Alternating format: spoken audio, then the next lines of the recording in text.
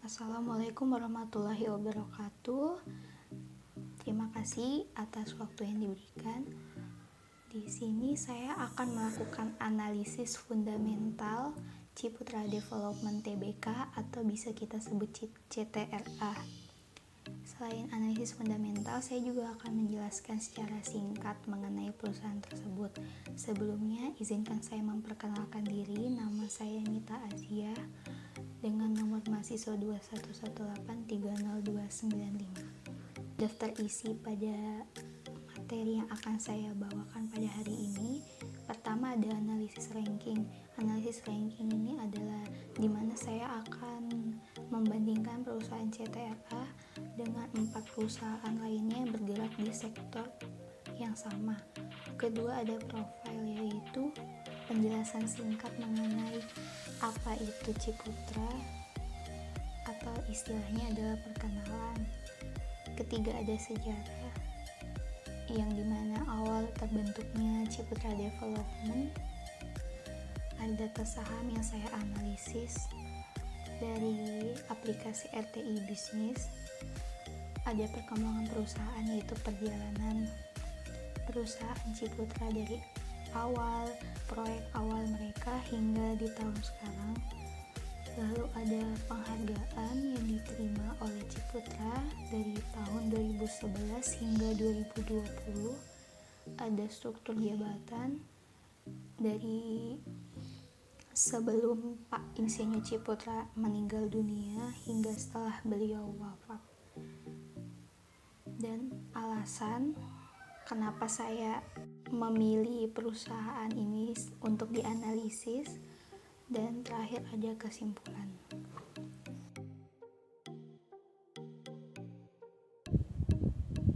Analisis ranking. Di sini saya akan membandingkan CTRA dengan 2 perusahaan, yaitu KPIG, yaitu dari MNC Land, dan SMDM, yaitu Surya Mas Duta Makmur Tbk. Pertama ada ROE atau Return on Equity. ROE yang baik adalah ROE yang semakin besar nilainya maka semakin membaik. Karena itu CTRA menempati posisi pertama dengan nilai 2,28. Lalu selanjutnya ada KPIG dan peringkat terakhir ada SMDM. Lalu selanjutnya ada debt equity ratio. Semakin rendah nilainya maka semakin baik. Sayang sekali pada perbandingan kali ini CTRA mengalami penurunan peringkat menjadi peringkat terakhir karena dia mempunyai nilai yang paling besar, yaitu 140,23%. Sedangkan peringkat pertamanya adalah KPIG atau MNC Land. Lalu ada price earning ratio. Semakin rendah nilainya maka akan semakin baik. Di sini Ciputra menempati posisi pertama dengan penilaian paling rendah, yaitu 46,54 kali. Lalu disusul oleh KPIG dan SMDM. Lalu ada price book value ratio. Semakin besar maka semakin baik nilainya. Di sini CTRA kembali menempati posisi pertama dengan perolehan tertinggi, yaitu 1,08 kali, yang lalu disusul oleh lagi-lagi KPIG dan terakhir SMDM. Lalu terakhir ada dividend yield. CTRA mempunyai peringkat pertama sebagai dividend yield dengan perolehan 0,94% dan KPIG dan SMDM 0 karena tidak ada dividend yield yang dicantumkan. Di sini total perolehannya adalah yang terkecil yaitu CTRA. Karena itu pada video kali ini saya akan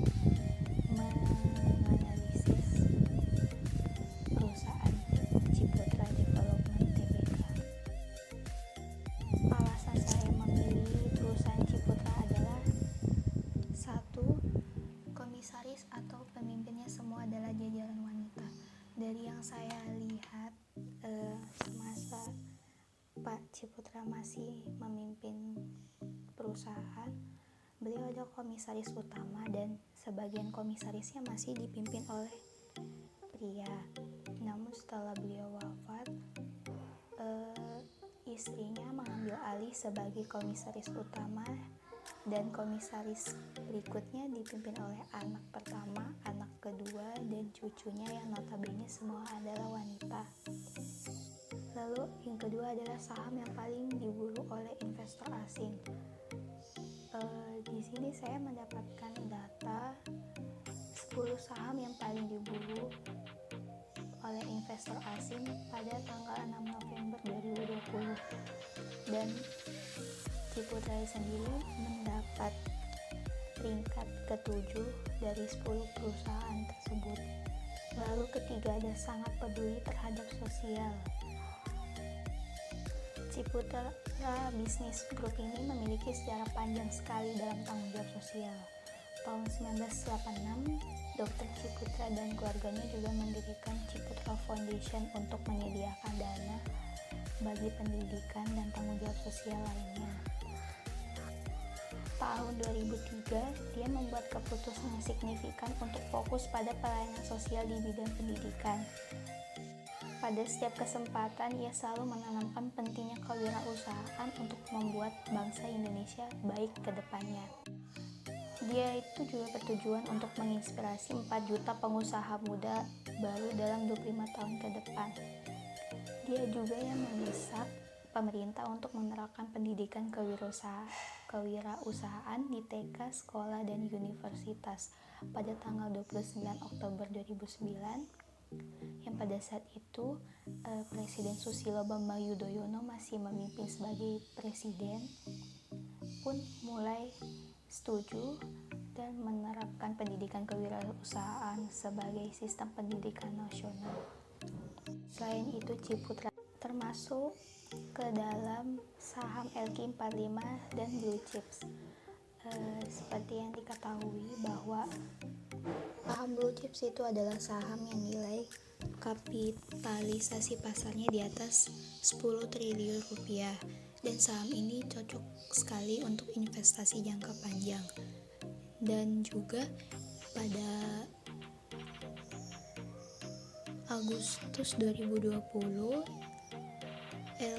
indeks saham LQ45 mengumumkan bahwa CTRA itu termasuk ke dalam saham LQ45 yang berada di peringkat 14. Indeks saham LQ45 itu sendiri merupakan saham-saham yang telah dipilih melalui berbagai kriteria dan penilaian, sehingga akan terdiri dari 45 saham dengan likuiditas dan kapitalisasi pasar yang tinggi. Lalu yang kelima ada CTRA memiliki proyek yang berada di luar negeri seperti Kamboja, Vietnam, Cina, dan India.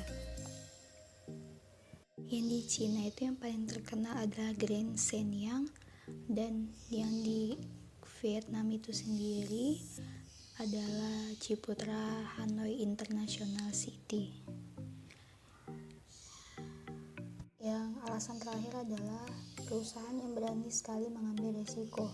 Jadi yang dari saya tonton biografi kisah sukses Insinyur Ciputra, beliau itu berani sekali mengambil risiko dalam pembangunan proyeknya. Pada saat itu dia membangun Ancol dalam keadaan defisit, namun dia berani untuk membangun proyek tersebut sehingga Ancol sebagai salah satu destinasi rekreasi yang paling diminati di Jakarta. Selanjutnya ada data saham. Pada tahun 1994, perseroan tercatat di Bursa Efek Indonesia atau BEI yang disusul oleh dua anak perusahaan lainnya, PT Ciputra Surya Tbk pada tahun 1999 dan PT Ciputra Property Tbk pada tahun 2007. CTRA ini bisa kita lihat income statementnya selalu tidak pernah di bawah garis yang keempat, dan dia juga selalu mengalami penaikan dan juga penurunannya yang tidak terlalu tajam. Lalu yang di balance sheet-nya kita bisa lihat asetnya selalu meningkat.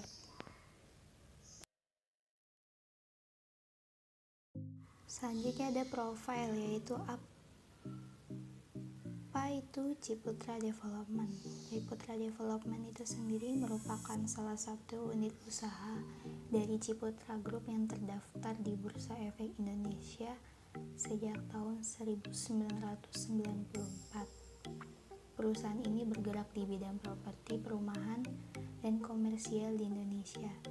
Berkantor pusat di Ciputra World One, lantai 39, Jakarta, Indonesia. Untuk saat ini, proyek yang telah dikerjakan oleh Ciputra sebanyak lebih dari 76 di 40 kota. Luas lahannya sendiri itu sudah lebih dari 7.000 hektar dengan total aset 34 triliun, dan mereka juga telah mempekerjakan 5.000 profesional karyawan.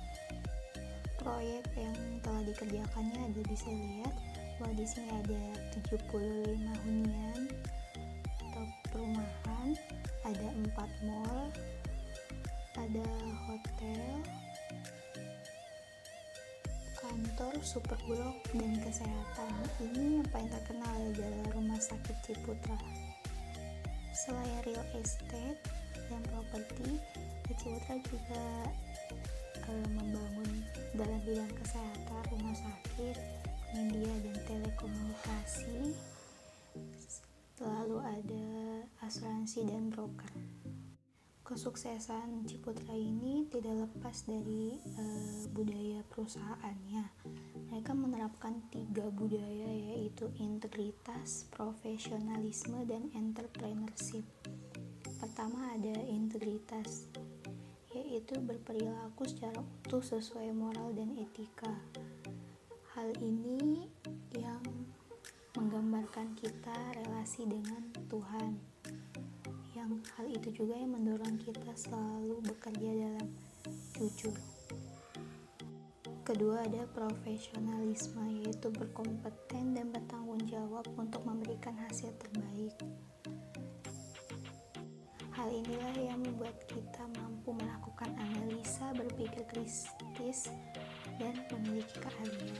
Ketiga ada entrepreneurship, yaitu berbisnis secara inovatif dan berkelanjutan. Dari hal ini bahwa kita itu diberikan dorongan semangat untuk membuat sesuatu yang selalu baik ke depannya, dan hal ini juga yang membuat kita menjadi kreatif untuk berinovasi agar mampu menciptakan peluang yang baru. Bapak almarhum Ciputra mendirikan perusahaan pada tahun 1981, tepatnya pada tanggal 22 Oktober. Perusahaan ini berkembang dalam hal properti dan komersial sebagai inti perusahaan. Seiring dengan kesuksesan yang diraih, pada tahun 1994, tanggal 22 Desember, mereka resmi tercatat di Bursa Efek Indonesia. Pada saat itu, sebanyak 50 juta penawaran umum perdana sahamnya dengan nilai nominal 1.000.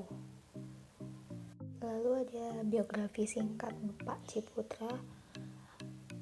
Beliau lahir di Sulawesi Tengah tahun 1931, tanggal 24 Agustus. Beliau meninggal pada tahun lalu, yaitu 27 November 2019 pada usia 88 tahun. Beliau adalah seorang insinyur dan pengusaha Indonesia yang terkenal dengan pengusaha properti yang sukses. Di antaranya itu Jaya Group, Metropolitan Group, dan Ciputra Group. Selain itu, ia juga dikenal sebagai filantropis dan berkiprah di bidang pendidikan dengan mengembangkan sekolah dan Universitas Ciputra. Awalnya beliau dan Budi Brasali dan Ismail Sofyan mendirikan usaha konsultan arsitektur yang berkantor di sebuah garasi. Namun karena keinginan beliau yang tidak hanya ingin menjadi konsultan namun juga sebagai pembangun, maka ia membangun dua cabang perusahaan, yaitu yang kita kenal sebagai Ciputra. Karena kesuksesannya itu juga beliau mendanai sejumlah yayasan non-profit yang didedikasikan untuk pendidikan, seni, olahraga, dan bantuan bencana.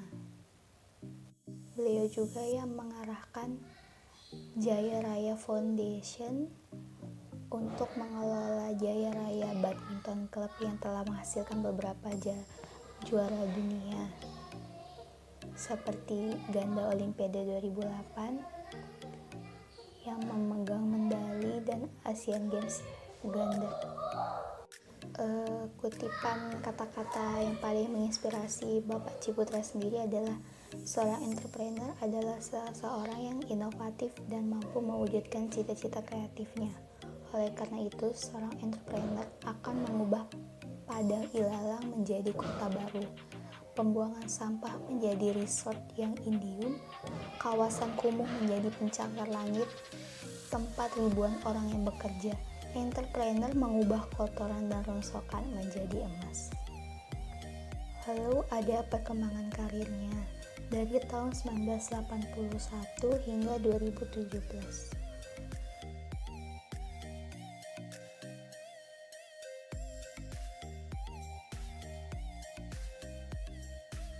Ini ada penghargaan yang didapat Ciputra Development. Lalu ini ada jabatan sebelum Bapak Ciputra meninggal dunia. Lalu ini setelah diperbarui jabatannya, semuanya adalah dipimpin oleh istri, anak, dan cucu yang notabene adalah wanita. Dan ini adalah struktur direktur. Lalu ini ada berita mengenai Ciputra Development. Kesimpulannya adalah, menurut saya Ciputra Development merupakan perusahaan terbaik dalam bidang properti. Selain karena bisnisnya yang stabil, mereka juga mengutamakan kegiatan sosial. Ciputra juga merupakan perusahaan yang termasuk berani mengambil banyak resiko dalam pembangunan Indonesia. Dan menurut saya, saham ini sangat cocok sekali untuk investasi jangka panjang. Sekian dari saya, kurang lebihnya mohon maaf. Koreksi saya jika apabila ada kesalahan. Sekian, saya ucapkan terima kasih.